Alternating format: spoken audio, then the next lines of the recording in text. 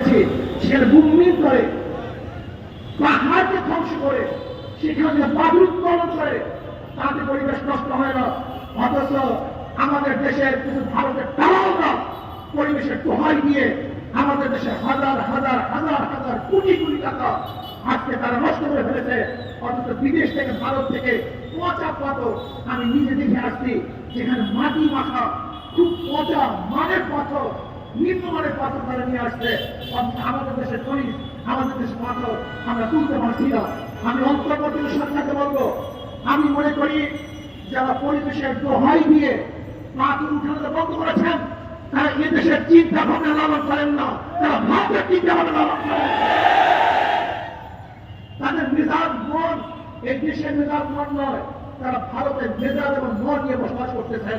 কাজে আমি অন্তর্বর্তী সরকারকে বলবো, অচিরেই আমাদের দেশের পাথর উঠাবার ব্যবস্থা করে দেন। হাজার হাজার লক্ষ লক্ষ করে আজকে ক্ষুধার্ত অবস্থা আছে। আপনার পত্রিকা দেখেছেন, আজকে ক্ষুধার কারণে কয়েকদিন আগে এক পরিবার আত্মহত্যা করেছে।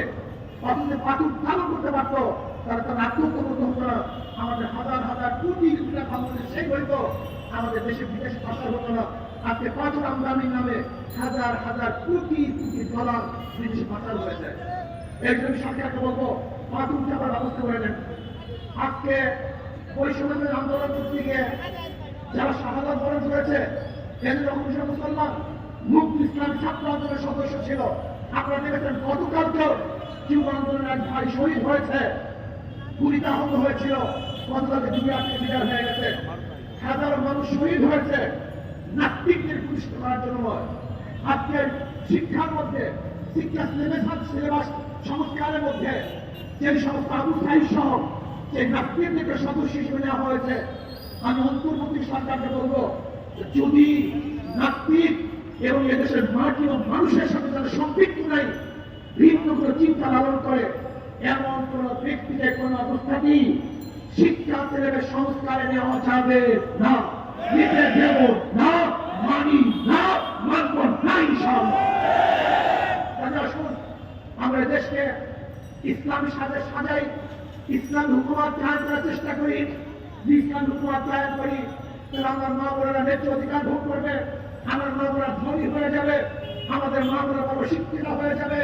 এবং যে ইসলাম হুকুমত কায়েম করি, আমাদের সমস্ত গরিব বাবারা, আমার গরিব মারা দরিদ্র সীমার উপরে চলে যাবে, যেখানে নির্যাতন থাকবে না, অবিচার থাকবে না, বৈষম্য থাকবে না, যেখানে আমাদের মধ্যে শান্ত মানবিক মর্যাদা, সামাজিক ন্যায় বিচার প্রতিষ্ঠা হবে। এদের আসন কাঁধে কাঁধ মিলিয়ে 92% মুসলমানদের দেশে ইসলাম হুকুমত হবেই হবে, হওয়াই উচিত। এর ব্যতিক্রমে বাংলাদেশের জনগণ সহ্য করবে না, করতে পারে না ইনশাআল্লাহ। তাহলে আসুন আগামী সর্বতভাবে ইসলাম হুকুমত কায়েম করার জন্য হাত পাতা কুটিকে শক্তিশালী করবেন, ভোট দিবেন এবং ইসলামী আন্দোলন অন্তর্ভুক্ত হবেন, এই আশাবাদ থাকতে পারে। আজকে এখানে বক্তব্য শেষ করছি।